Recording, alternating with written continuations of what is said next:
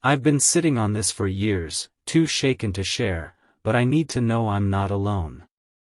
I'm 32 now, living in a small town in Nebraska, but when I was 25, something came to my door that wasn't human. You've heard of the black-eyed children, those creepy kids with no whites in their eyes, begging to come in? I thought it was just a spooky story, an internet myth. Then I met them, and what happened after makes me think there's truth in the tale. This is long, so settle in. It was October 2017, living alone in a rented house on the edge of Fremont, a quiet place with cornfields stretching into the dark. I worked nights at a warehouse, so I was used to being up late, scrolling X or watching old horror flicks. I'd read about black-eyed children on creepypasta sites, kids who knock at night, ask for help, but something's off, their eyes are solid black, and letting them in means you're done for.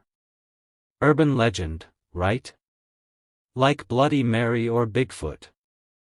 I laughed it off, shared it with coworkers for a scare. One night, around 2 a.m., I was on my couch, half asleep to some zombie movie, when I heard it, 3 knocks, slow and deliberate, on my front door. No one visits that late, not in Fremont. I muted the TV, heart picking up, and waited. 3 more knocks, louder, like someone was testing the wood.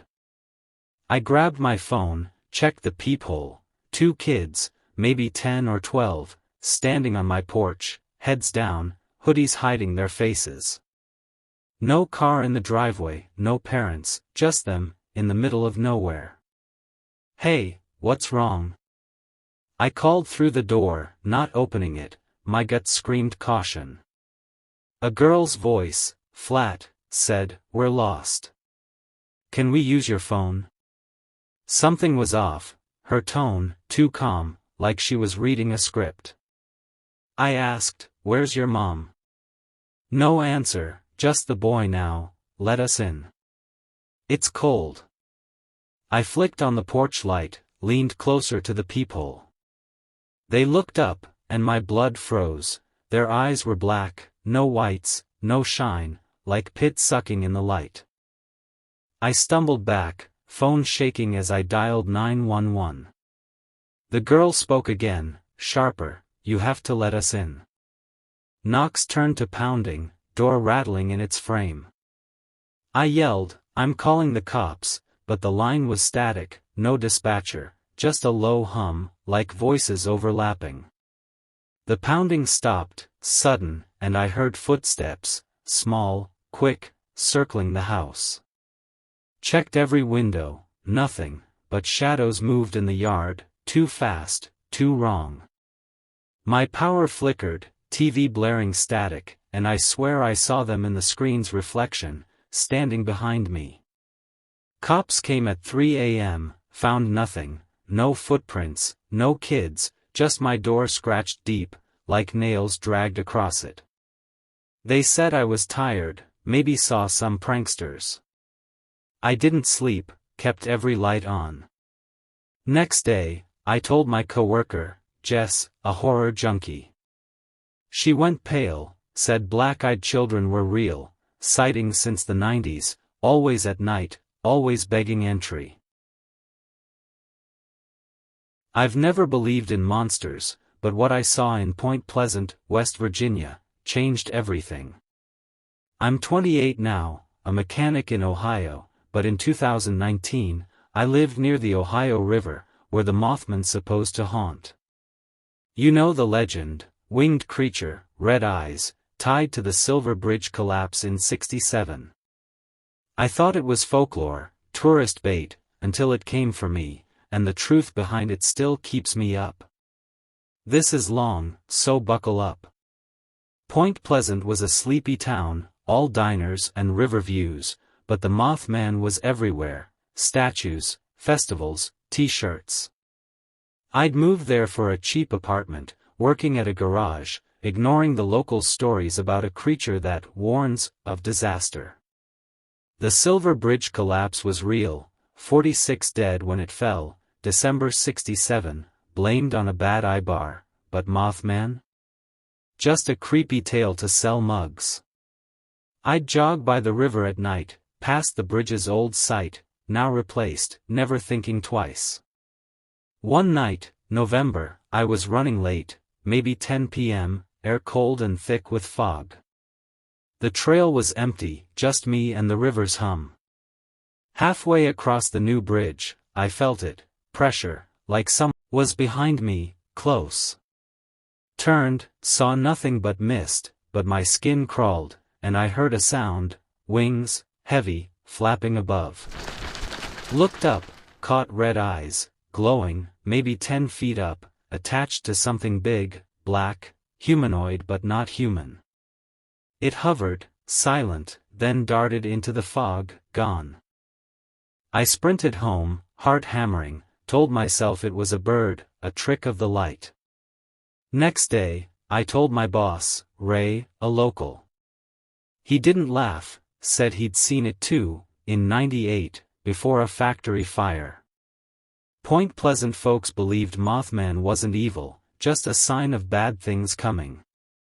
I checked online, X posts, Reddit threads, all describing the same thing, wings, eyes, dread. Some called it a hallucination, stress from living near tragedy's echo, but I felt it, real as the ground under me. It kept showing up, every run, always near the bridge, always at night. I'd see those eyes, hear wings, feel that weight, like it was measuring me. My phone glitched near the river, photos blurred, static recordings of a low hum, like a warning.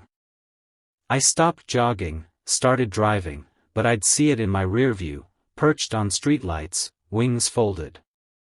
December, I found scratches on my car, long, deep, like talons. Ray said, "It's marking you. Something's coming." January 2020, I woke to sirens, a chemical spill, 2 miles upriver, plant near the bridge. No deaths, but close, evacuations, hazmat crews. I saw it that night, on the bridge, eyes locked on me, then gone, like its job was done. I moved away, couldn't stay. Looked up the '67 collapse, witnesses saw Birdman days before, ignored as panic. Mothman's on X now, sightings global, tied to disasters. Was it warning me, or choosing me? I hear wings at night, faint, outside my window. Tell me your stories, what's out there? I've been too scared to post this, but I can't keep it buried anymore. I'm 22, in college in Wisconsin, but in 2016, when I was 13, I saw something in my hometown park that wasn't just a story. You know Slender Man, tall, faceless, an internet meme born on forums? I thought it was fake, a creepy game, until it followed me, and what happened ties to a crime that proved it's more than fiction. This is long, so get ready. I grew up in Waukesha, a quiet suburb, where kids rode bikes and hung out at Fox River Park. Slender Man was huge then, YouTube videos, creepypastas, kids whispering about a tall man in a suit, no face, who took you if you got too close. I'd read the Something Awful forum posts, knew it was made up, a 2009 internet prank. But Waukesha had its own shadow. 2014, 2 girls my age stabbed their friend, said Slender Man told them to. News called it a delusion, but it stuck with me, made the park feel wrong. One night, August, I was at the park past curfew, maybe 9 p.m., with my friend Cody, daring each other to sneak out. We were near the woods, a dense patch by the river, laughing about dumb ghost stories. Air got heavy, like before rain, and Cody went quiet, staring into the trees. "You see that?" he whispered. I looked, something tall, thin, in a black suit, standing maybe 50 feet away, no face, just a pale smudge. We ran, bikes wobbling, didn't stop till my porch. Cody swore it followed, gliding between streetlights, always just out of sight. I laughed it off, our brains playing tricks, hyped on creepypastas. But I couldn't sleep, kept seeing that faceless head in my dreams. Next day, I told my sister, Liz. She said it was the 2014 case messing with us, kids projecting fear. I wanted to believe her, but Cody stopped hanging out, said he saw it in his backyard, suit pristine, arms too long. It kept appearing, park, school, my street, always at dusk or night. No face, but I'd feel thoughts, not mine, come closer. My phone glitched, photos showed smudges, like a tall figure erased. I found drawings in my backpack, not mine, pencil sketches of a faceless man, trees, a knife. Liz took me to a counselor, who said it was stress, maybe group hysteria, like the 2014 girls. But Cody saw it too, and then others, kids at school, whispering about a tall man by the river. September, it got worse. Alone in the park, looking for my lost phone, I saw it, closer, maybe 20 feet, arms stretching, like they'd reach me if I blinked. Air buzzed, my ears rang, and I heard a voice, not out loud, "You're mine." I ran, tripped, woke up at home, no memory of getting there, clothes muddy, hands scratched.